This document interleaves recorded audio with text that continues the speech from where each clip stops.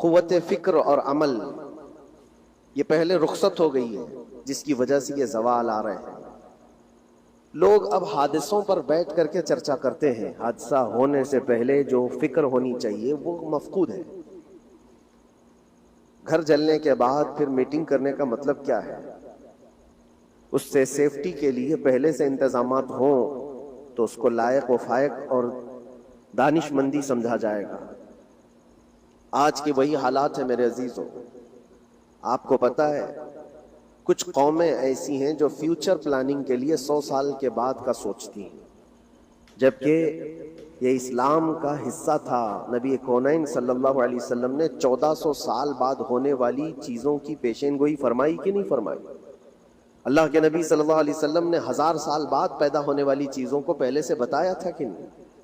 یہ ساری چیزیں نبی آخر الزمان صلی اللہ علیہ وسلم نے جو بتایا، مطلب یہی تھا کہ اس وقت کے لوگوں کو ضرورت تو نہیں تھی ان حالات کی، پھر بھی حضور ان کو بتا رہے تھے، صحابہ کو۔ آج جو چیزیں پیدا ہونے والی ہیں وہ رسول پاک کو پتا تھا، 1000 سال بعد ہونے والی چیزیں، لیکن اس وقت کے صحابہ کو یہ باتیں کیوں بتائی جا رہی تھی؟ ان کے حالات تو اس وقت کے نہیں تھے ویسے۔ اس کے باوجود نبی پاک صلی اللہ علیہ وسلم نے ان کو 1000 سال بعد ہونے والی چیزوں کی باتیں اس لیے بتائی کہ یہ دین اسلام فیوچر پلاننگ کے لیے کتنا ایکٹیو ہے یہ سمجھو، آگے کے لیے۔ اس لیے بتایا گیا کہ صحابہ اپنی اولاد کو اور وہ اپنی اولاد کو یہ بات منتقل کرتے جائیں اور آنے والے حادثوں سے پہلے سے ذہن پریپیئر رہے، تیار رہے۔ دجال کے فتنے کا ذکر کتنی مرتبہ حدیث پاک میں آیا، امت کو نبی پاک صلی اللہ علیہ وسلم نے یوں ہی نہیں چھوڑ دیا۔ دجال کا فتنہ آئے گا، یاجوج ماجوج کا فتنہ آئے گا، یہ ساری چیزیں بتائی گئی کہ نہیں؟ ہر مسلمان تقریباً جانتا ہے آخر زمانے میں ایک بہت بڑا فتنہ دجال کی صورت میں ظاہر ہوگا۔ تو یہ باتیں اتنے 100 سالوں سے چل رہی ہیں کہ ذہن تیار ہے اس فتنے کو کہ اگر ایسا فتنہ آیا تو ایمان پر ڈٹے رہنا ہے، جمے رہنا ہے۔ یہ بات ہوتی ہے آگے آنے والے حادثات سے قوم کو باخبر رکھنا۔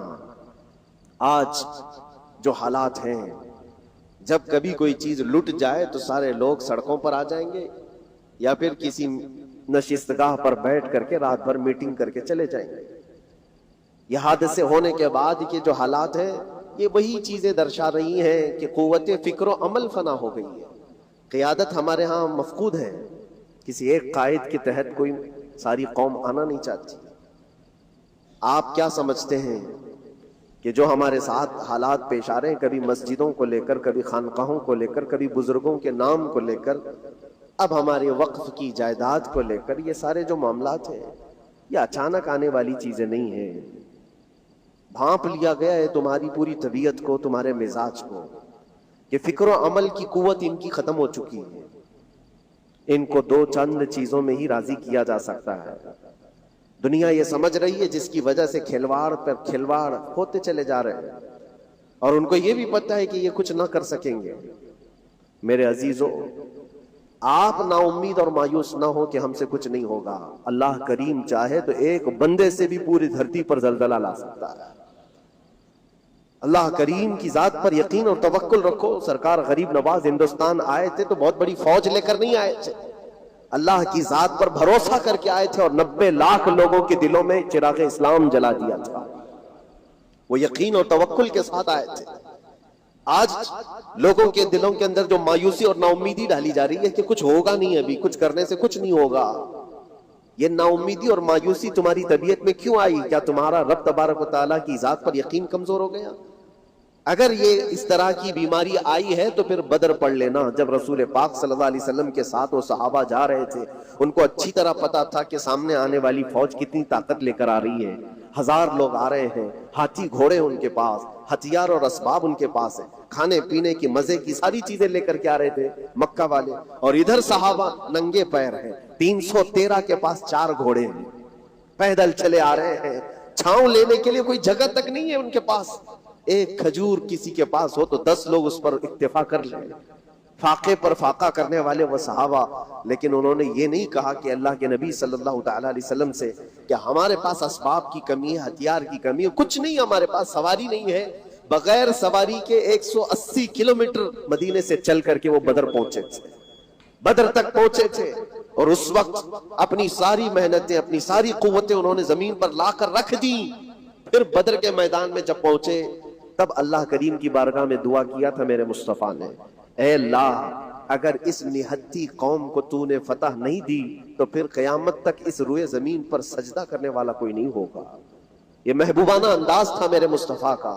وہ دعا مدینے میں بیٹھ کر کے بھی تو کر سکتے تھے، 180 کلومیٹر دور اتنی مصیبت میں دھوپ میں چل کر کے جانے کی کیا بات تھی؟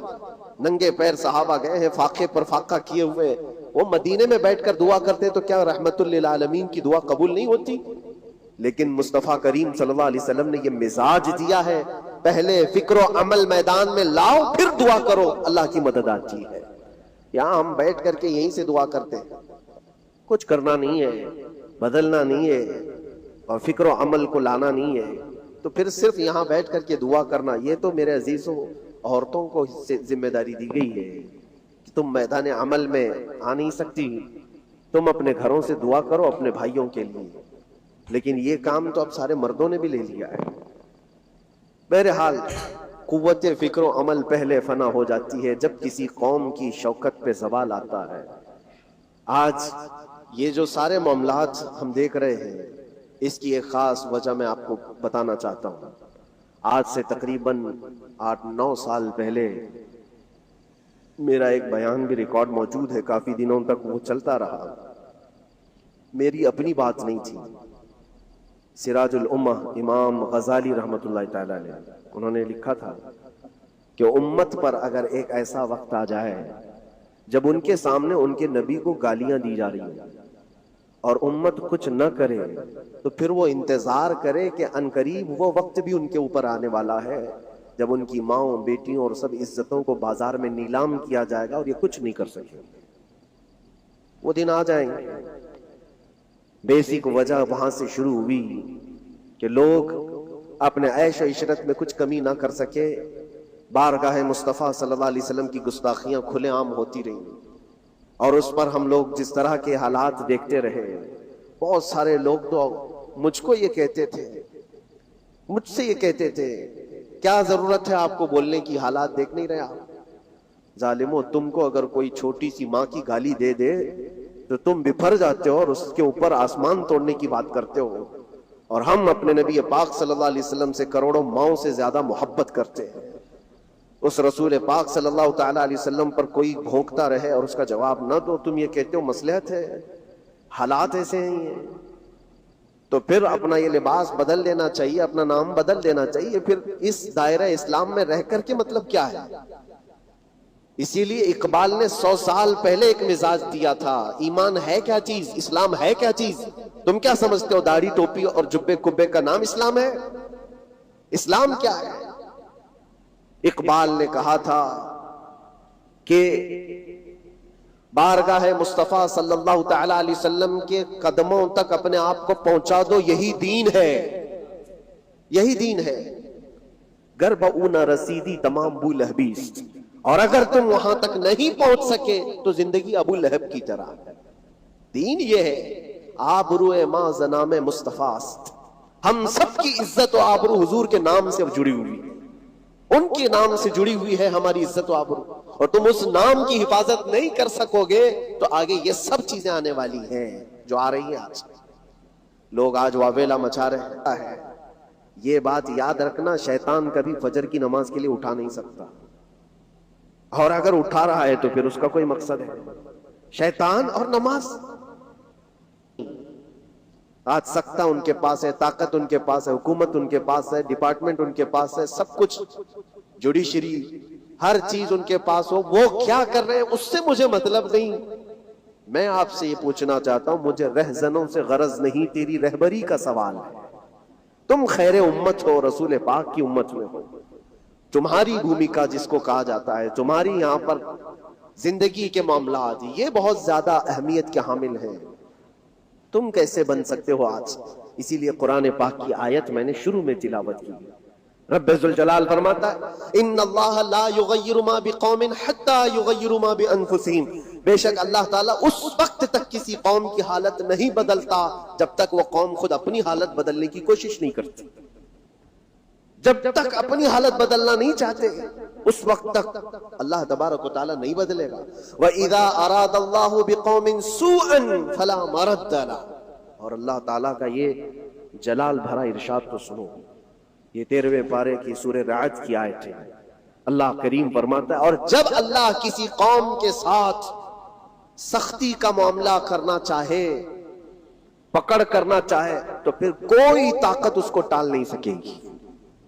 رب تبارک و تعالیٰ جب کسی قوم پر عذاب لانا چاہے تو کوئی اس کو ٹال نہیں سکے. تو بدلو. اسی لیے اکثر یہ کہا جاتا، میں تو اپنی تقریروں میں جو چند مجھے چیزیں یاد رہتی ہیں وہ عرض کیے دیتا ہوں. باقی مجھے شعر و شاعری زیادہ یاد نہیں رہتی، لیکن جو دل پہ لگتی ہیں باتیں وہ ذہن میں محفوظ ہو جاتی ہیں. کسی شاعر نے کہا تھا، جگہ جگہ کے تھک چکے ہیں تمہیں یہ ہنگامے، نشاتے لذت خواب گراں بدل ڈالو. کیا مطلب ہے؟ روز ایک ایک ہنگامہ ہوتا ہے، تم کو جگا رہا ہے. اٹھ جا اے مسلمان، اٹھ جا. نشاتے لذت خواب گراں بدل ڈالو. لمبی نیند سونے کی جو عادت پڑی ہوئی ہے اس مزے کو بدل ڈالو. غلط روی سے منازل کا بعد بڑھتا ہے، مسافروں رویش کارواں بدل ڈالو. شاعر نے کہا ہے ادھر ادھر کی لے میں چلتے رہو گے تو منزل لمبی ہو جائے گی.